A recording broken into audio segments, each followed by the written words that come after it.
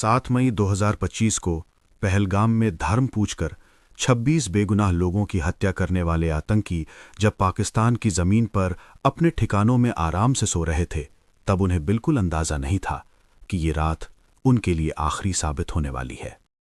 रात लगभग 1:05 से 1:30 के बीच पाकिस्तान के सियालकोट, मुरीदके और बहावलपुर और साथ ही पीओके के मुजफ्फराबाद, कोटली और भिंबर में मौजूद आतंकी ठिकानों पर एक साथ हमला किया गया। लश्कर-ए-तैयबा, जैश-ए-मोहम्मद और हिजबुल मुजाहिद्दीन के कुल 9 ठिकानों पर 24 मिसाइलें और कई बम गिराए गए। रात के सन्नाटे में चारों तरफ धुएं का गुबार फैल गया और कुछ ही मिनटों में आतंक के ये सभी अड्डे पूरी तरह तबाह हो गए।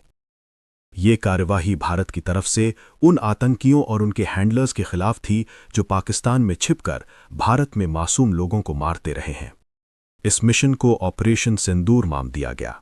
ये उन माँओं और बहनों के दर्द का जवाब था जिनकी आंखों के सामने पहलगाम में उनके परिवार उजाड़ दिए गए थे।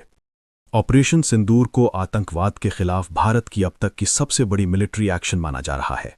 पहली बार भारत ने इंटरनेशनल बॉर्डर से करीब 100 किलोमीटर अंदर जाकर आतंकी ठिकानों को निशाना बनाया। इस ऑपरेशन में 100 से ज्यादा आतंकियों के मारे जाने की जानकारी सामने आई। इनमें जैश-ए-मोहम्मद के चीफ मसूद अजहर के परिवार के 10 लोग और उसके 4 करीबी एसोसिएट शामिल थे।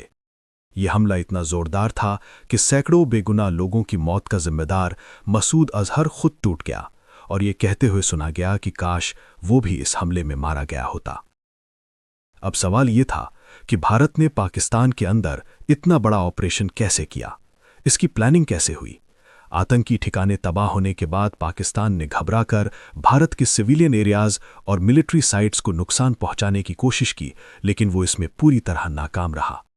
इसके जवाब में इंडियन आर्म्ड फोर्सेस ने पाकिस्तान के 11 एयरबेस पर कड़ी कार्रवाई की।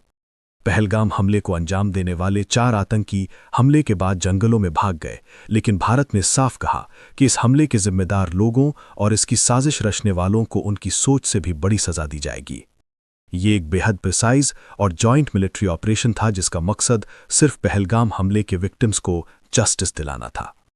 हमले के बाद पाकिस्तान की ओर से रात के अंधेरे में ड्रोन्स भेजे गए, लेकिन इंडियन आर्मी ने तुरंत एक्शन लेते हुए करीब 50 ड्रोन्स को हवा में ही नष्ट कर दिया।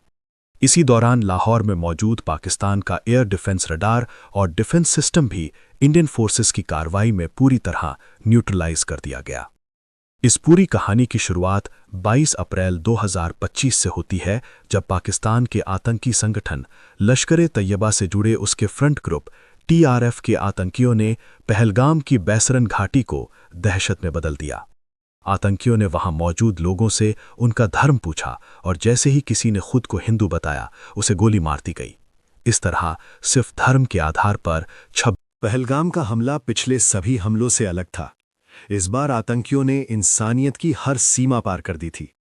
भारत सरकार ने इस बार पाकिस्तान से सिर्फ बयानबाजी करने के बजाय ठोस कदम उठाने का फैसला किया। सबसे पहले डिप्लोमैटिक लेवल पर भारत ने इंडस वाटर ट्रीटी को सस्पेंड कर दिया।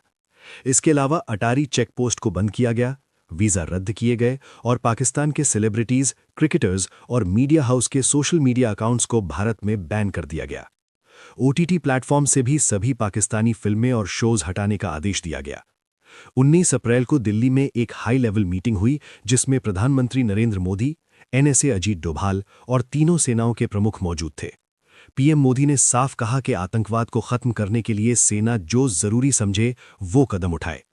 रॉ और नैट्रो ने कुल 21 आतंकी ठिकानों की जानकारी जुटाई, जिनमें से 9 सबसे खतरनाक ठिकानों को फाइनल किया गया। 5 मई तक पूरे ऑपरेशन का ब्लूप्रिंट तैयार कर लिया गया। पहलगाम में महिलाओं का सुहाग उजाड़ा गया था, इसीलिए इस मिशन का नाम ऑपरेशन सिंदूर रखा गया। भारत ने रफाल, सुखोई MKI और मिराज फाइटर जेट्स के साथ ब्रह्मोस और हैमर जैसे आधुनिक हथियारों का इस्तेमाल किया। 6 और 7 मई की दरमियानी रात को भारतीय जेट्स ने अपनी पोजीशन ली। रात 1 बजे के बाद पहला हमला शुरू हुआ। POK की राजधानी मुजफ्फराबाद में लश्कर के सवाई नाला ट्रेनिंग कैंप को निशाना बनाया गया। इसके बाद जैश के सैयदना बिलाल कैंप और लश्कर के गुलपुर कैंप पर मिसाइलों की बारिश की गई।